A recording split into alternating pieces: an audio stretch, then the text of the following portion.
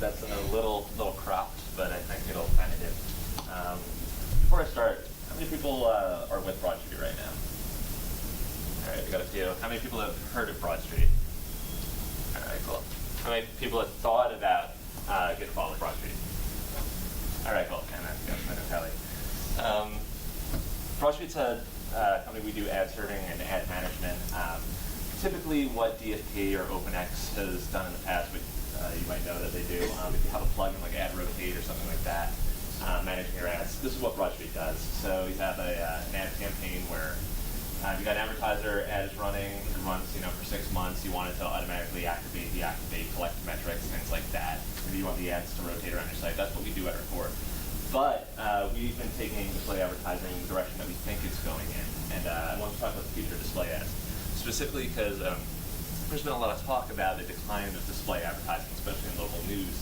And I do think that there is going to be a decline, especially when it comes to this guy right here, which is your standard 300 by 250 display ad that gets 0.06% click-through rate on the internet. So I don't think it's a secret that display advertising right now is, for the most part, ineffective. We serve these things, but we've been peddling for most of our publishers the serving of these 300 by 250 display ads that really, if you make the sale, you go back to renew the ads, and if your advertiser savvy enough to actually look at the stats, they may not be impressed, or they may not be impressed that 1 out of every 1,000 people who saw the ad actually clicked on it. So it's not really impressive.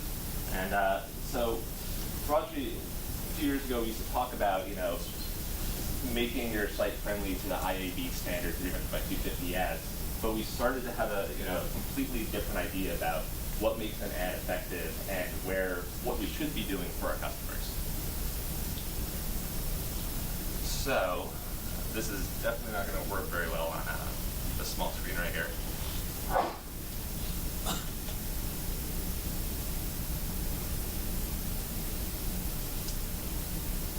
Yeah, there's no way this is going to work.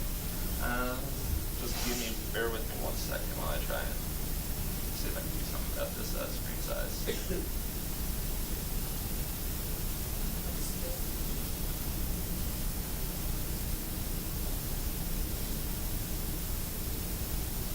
That's much better.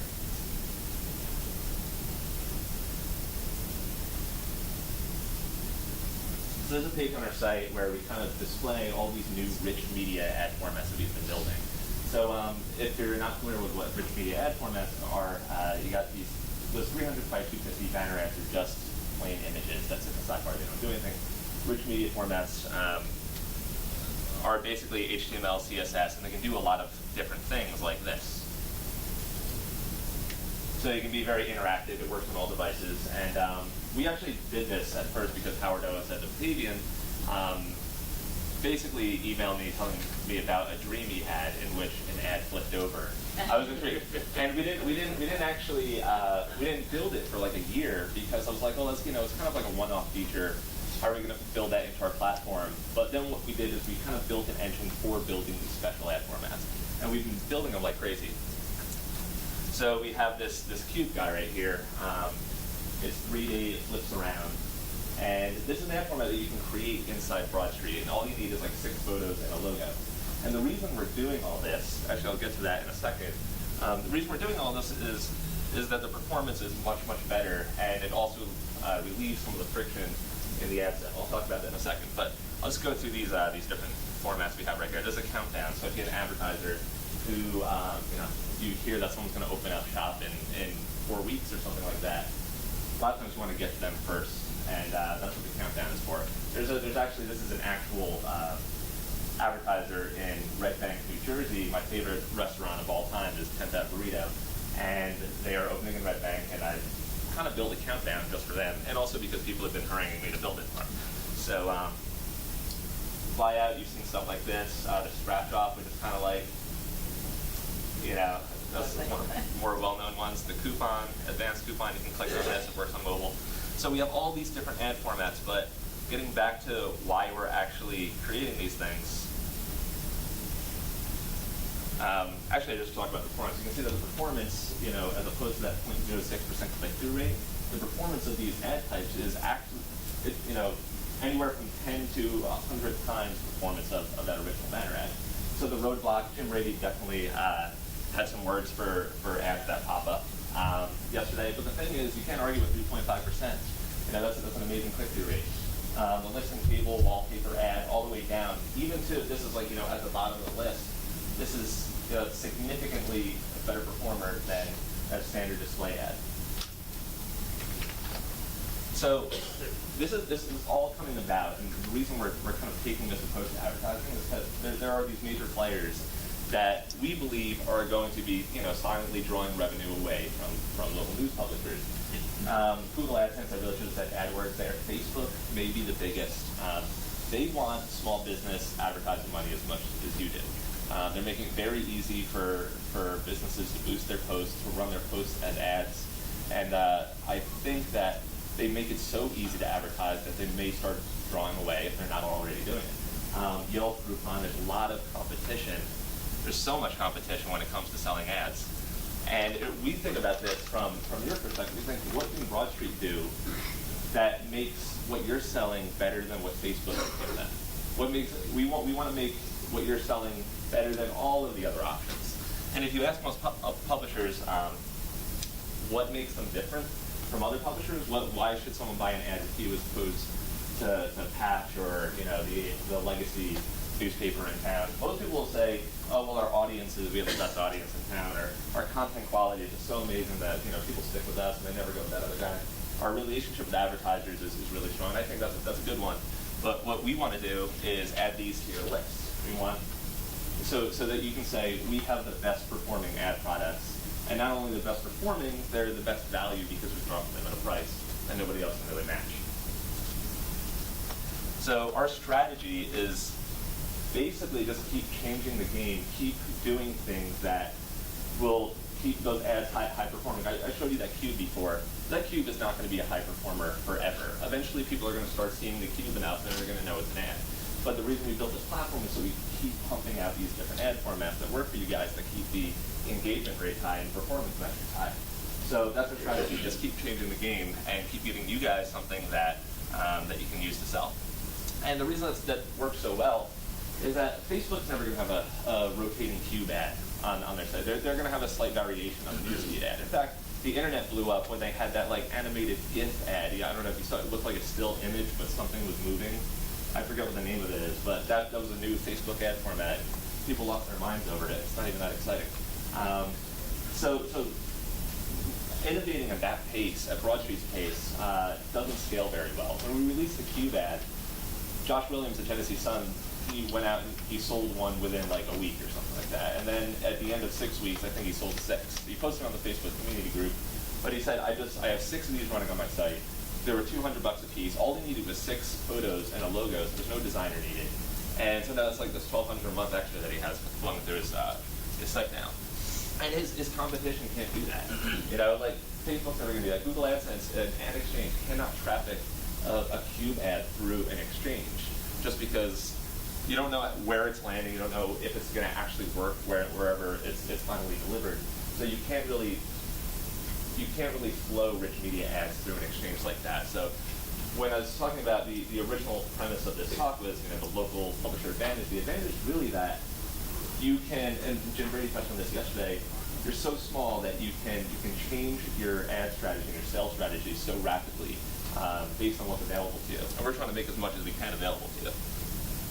So just to give you an idea of what it's like actually creating these things, let's just say, print out burrito. So actually, you know what, I set something up ahead of time. I saw all those Lion King posters around Philadelphia when we came in. So let's just say, you're running a site in Philly and you want to get to the Lion King first. The first poster you see, or the first hint that the Lion King is coming to town. And live demos always go spectacularly well. So. All right, so this is basically what it looks like. We'll do countdown. I just searched for countdown. You can see the different ad formats in our collection here. We have about 30. And our goal is to basically build the largest collection of rich media formats that we possibly can. So I'm thinking hundreds. So we'll just say Lion King. Let's see. Oh, yeah, it was like 50. Right. All right, let's see what else we need. We need a logo.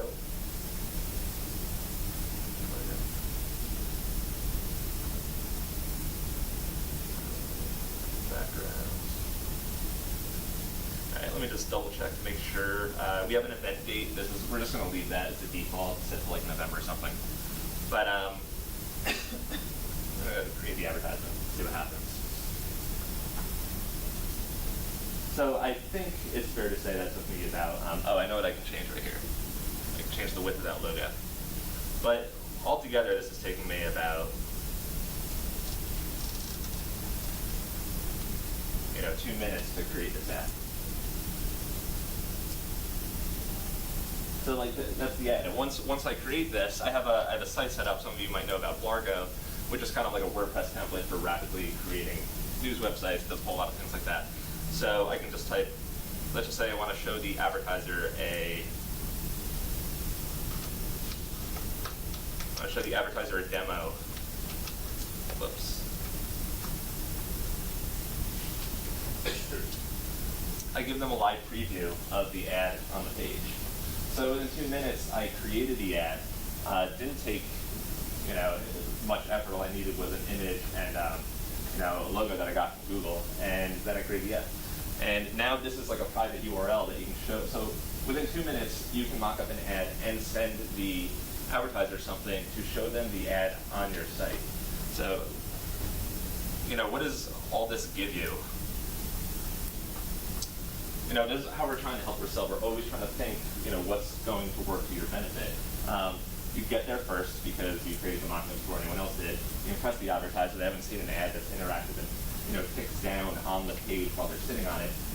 The users, if they want to change the messaging, you can allow them to log in and change the creative mid-campaign. They want to change, the launch date, or they want to change the logo, or, the description or something like that. And at the end, because these things actually perform really well, you promote the chance of renewal because, they open and then it's finally like, hey, do you want to, sign up for a longer term campaign? So going forward, I talked about how we want to build, the biggest collection of rich media formats on the internet, but how many people remember editable ads, which was like our first product? We showed up to Block by Block like 3 years ago, pushing these editable ads. That's how we got our start. Basically, it was a 300 by any size ad that you really wanted to, but you could change the image and the text inside the ad from Facebook. So an advertiser or a restaurant could post a picture of, really attractive picture of food and say, this is our special for tonight. Come down to, Bob's, and the creative on the publisher's website would automatically be updated with that latest messaging. So you could constantly be changing it up, and the click-through rates, because the ad was always fresh, was they were much higher. It was like, 0.5% as opposed to 0.1%. So going forward, a project called Laserbeam, which we told about. We're like, oh, this is a top secret project. We started talking about it last year, but the ad formats have been such a priority. But Laserbeam is our eventual goal for all of our formats. So it's an iPhone app that your advertisers can use to basically, update their creative, update Facebook. Think of it like as a buffer or a Hootsuite from your phone that will update Facebook, Twitter, and update their creatives on your site at the same time. The ultimate goal is that you want to bring that real-time, that social feel into advertising. Because imagine that there's a bar that I go to in Red Bank called Damien's, and they have trivia night. And for the longest time, for 6 months, I didn't go to trivia night, even though I knew it would probably be right up my alley. And that's because I didn't know what it was like. I didn't know what the atmosphere was like.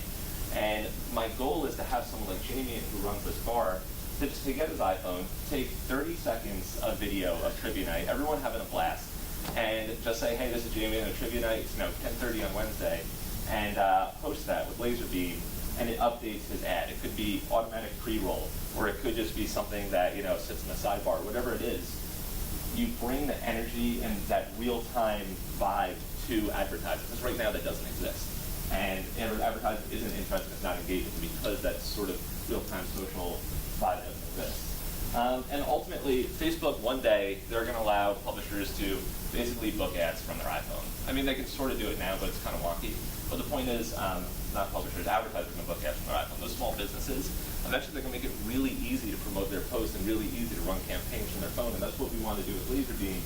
Make it possible for your advertisers, if they do have something they want to promote, they can do it from an iPhone app. And they can book an ad with you. Because self-serve doesn't really work yet, but it will work eventually, and I think that should be an eventual goal of LaserBeam. And lastly, email integration. It should allow your readers, if they're interested in the updates that are flowing through the creatives, if they're interested in all those updates coming from Jamians, it should be, potentially something you can integrate into your newsletter that shows up as something at the bottom of your newsletter, or maybe it goes out in a daily digest of the list of all the updates from advertisers in your area. The reason is because email is undeniably the most effective for getting people to, read and engage with promotional content. And then this is totally irrelevant, but when you're going back to, and this is Scott Broadback's idea, when you're going to renew and you see that mysterious number of clicks, you got 106 clicks over this campaign, and that doesn't really tell anybody anything. In fact, it could be all fake. And what we want to do is actually give you insight into who those clicks are from. All right, so at least, the very least we can do, we give you the IP address, we can give you internet service provider, we give you the location, where they're from, zip code if we can. So give you as much, something to turn that mysterious click number into, more of a personality as opposed to, something that seems like, fake and spammy. So, okay, just to recap all of this, the original title was kind of like the local publisher advantage, which is vague in a way. Yes, question? So do you talk about where they're from? Do you heat maps? No, we don't do that yet. We don't do the click information yet. It's something that we didn't do it for a long time because the whole geo-targeting, we had to get a provider for that and, purchase a license. So that's what we did. But wrapping up, like I said, the original title of the presentation was Local Publisher Advantage, but it's really that you guys are so small, you can adopt so early that you can start to use things like this, products like this, to change up your sales strategy before anyone else possibly can. And we're there to try and think of all the different ways that we can give you an advantage. So anyway, any questions? Yes. I've got one, actually. This one?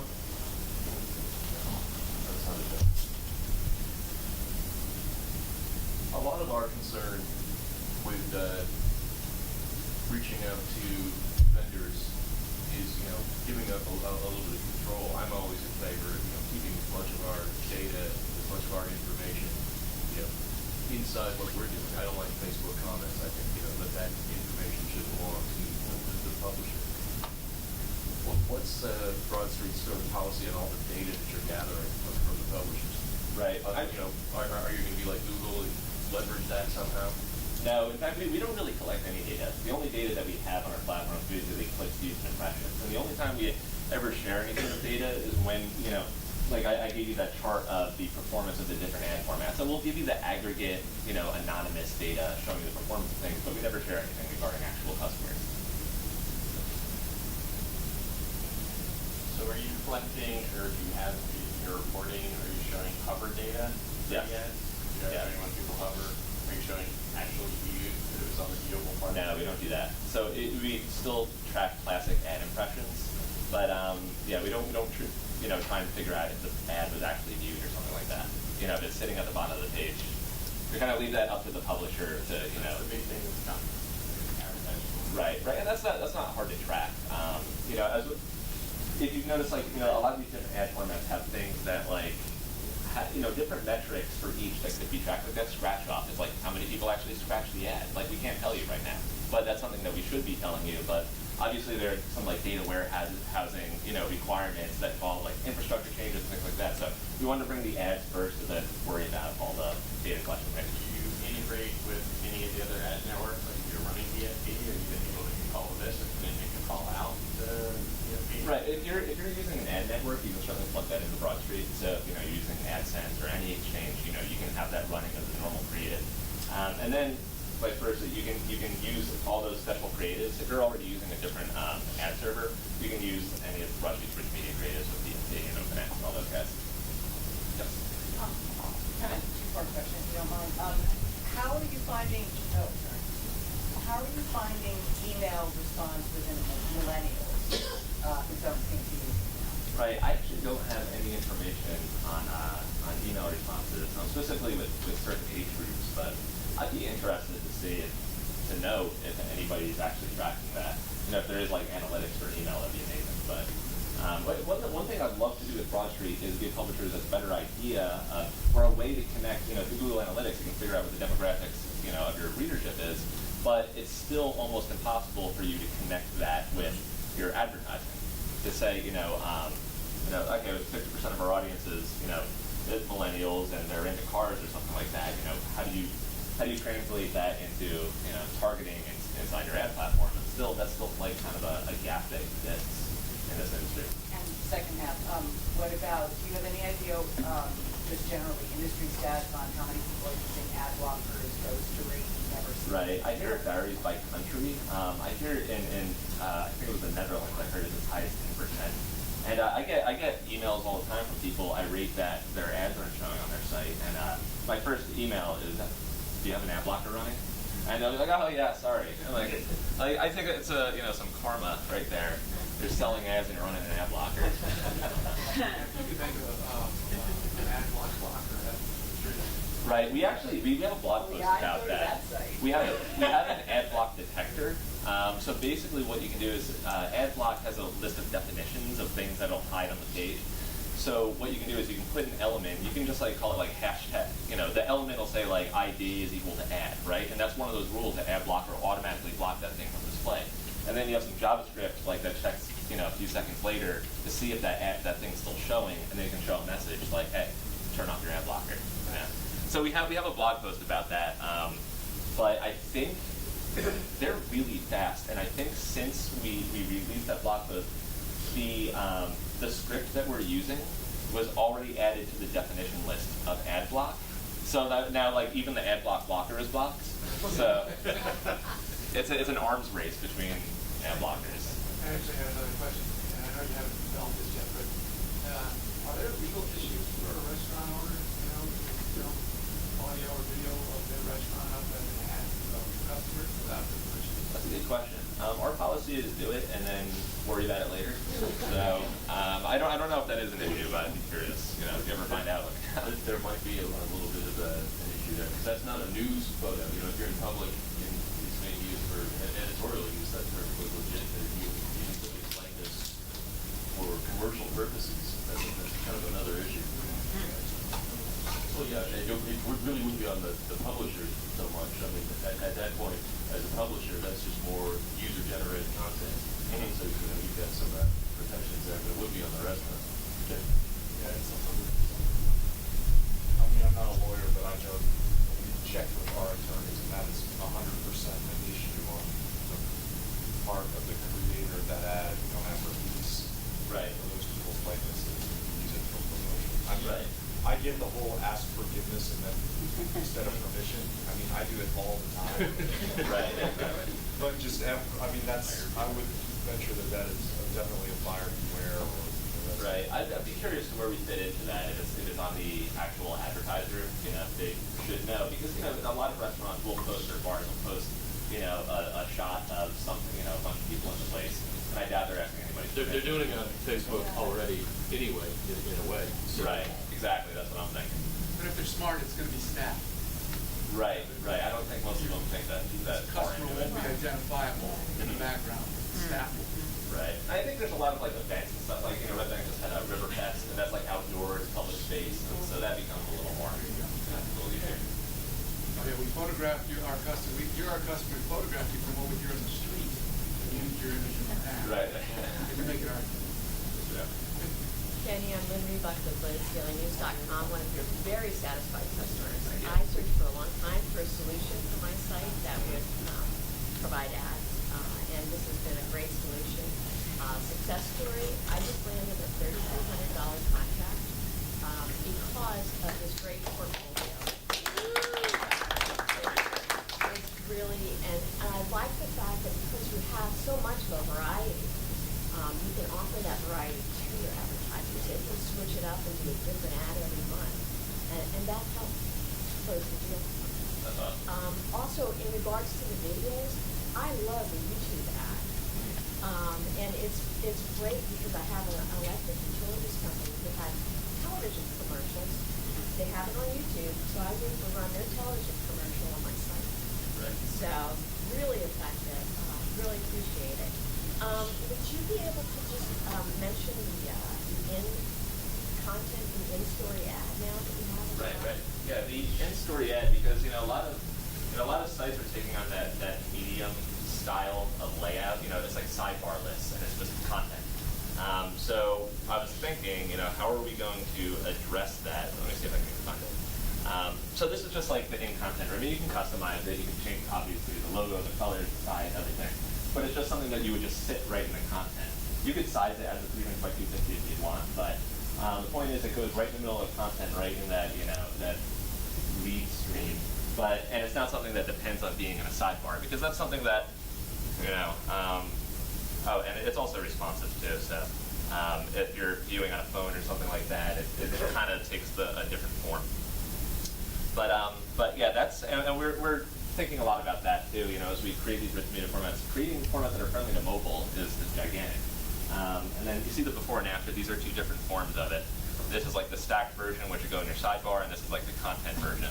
So I think before, somebody had like a really gnarly dentist picture. It was like the snaggle teeth over here and the nice teeth over there. So it was. I think it was a great visual representation of what that. Actually, another a better one was the scratch off. It was like you had some really nasty teeth and you scratched off, and there were nice teeth underneath. It was, I don't know, really creative uses that I never imagined. So, yeah.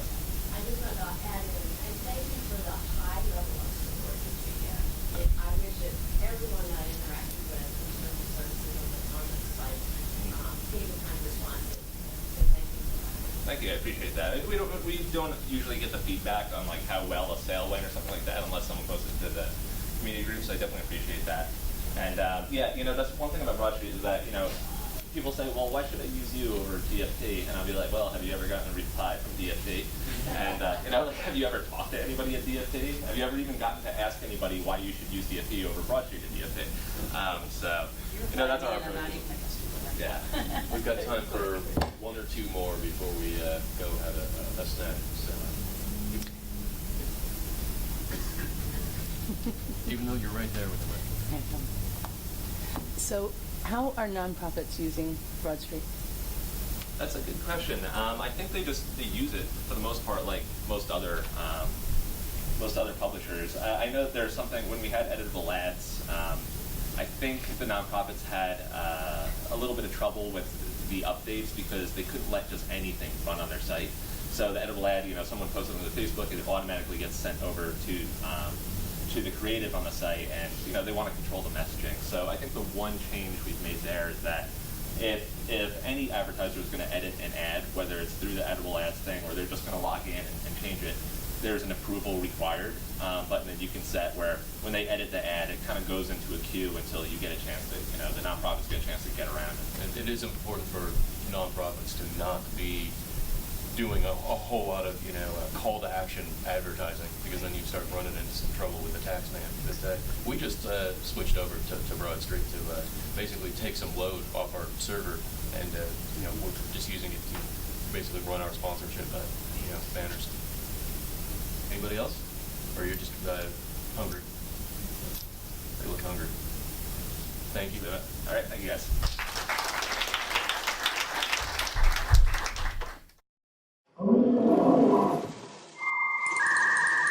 Thank you.